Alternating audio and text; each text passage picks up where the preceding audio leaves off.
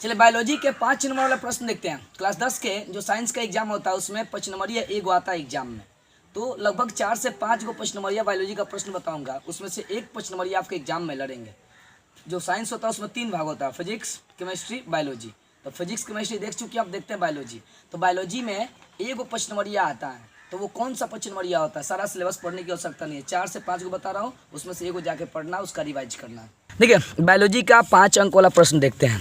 6 को प्रश्न बता रहा हूँ, 6 को रिवाइज करिए और 6 लगभग पढ़ चुके होंगे। 6 को जाकर क्या करना, रिवाइज करना। इसी 6 में से एक आपका 5 नंबरिया आ जाएगा, कंफर्म है। आप पढ़े होंगे मनुष्य में पाचन तंत्र, या पूछा है मनुष्य में पाचन की क्रिया को क्या करना है, समझाना है। तो मनुष्य में पाचन की क्रिया को समझाना है, तो पाचन तंत्र याद कीजिए, वो बोले मुख गुहा से भोजन वाला जो क्रिया चला था और छोटी अंत बड़ी अंत तक जाके खत्म हो रहा था, वो वाला जाके आपको क्या करना है, पढ़ना है। ठीक। दूसरा नेफ्रॉन, नेफ्रॉन का दूसरा नाम वृक्काणु है। याद कीजिए वृक्क यानी किडनी जब पढ़ा रहे थे तो उसमें ये वाला चीज़ पढ़ाए हैं। और ये बहुत VVI प्रश्न है, ये वाला भी। और तीसरा का तंत्रिका कोशिका, या जिसका दूसरा नाम है न्यूरॉन, ये वाला भी आपको पढ़ना है।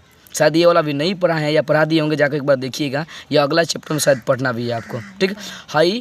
पाचन तंत्र और नेफ्रॉन की संरचना और तंत्रिका कोशिका, या इसका दूसरा नाम क्या, न्यूरॉन, ये भी बहुत VVI प्रश्न है। उसके बाद अभी फिलहाल में एक प्रश्न पढ़ा है, मानव के मादा जनन अंग का चित्र बनाना है। मादा जनन अंग पढ़ाए थे, अभी निश्चय बताए थे। तो नर वाला नहीं, मादा वाला। तो आपको नर और मादा दोनों का चित्र बनाकर उसका भाषा भी लिखना है। हम चित्र बनाकर दे देंगे उसका, ठीक है। ऐसे किताबों में जाकर देख लीजिएगा। ऐसे ये 5 प्रश्न जो है ना, इसको भी बनाकर देंगे, लेकिन अपना से कंप्लीट करना है। मानव में जो मादा जननांग होता है उसका क्या करना है, चित्र बनाने हैं। ठीक है। उसका मस्तिष्क जो आपको आगे पढ़ना, मस्तिष्क बायोलॉजी में चैप्टर्स है लगभग। तो मानव मस्तिष्क मतलब दिमाग का चित्र आपको बनाना है, सिर्फ चित्र बनाना, ये 5 नंबर में आता है।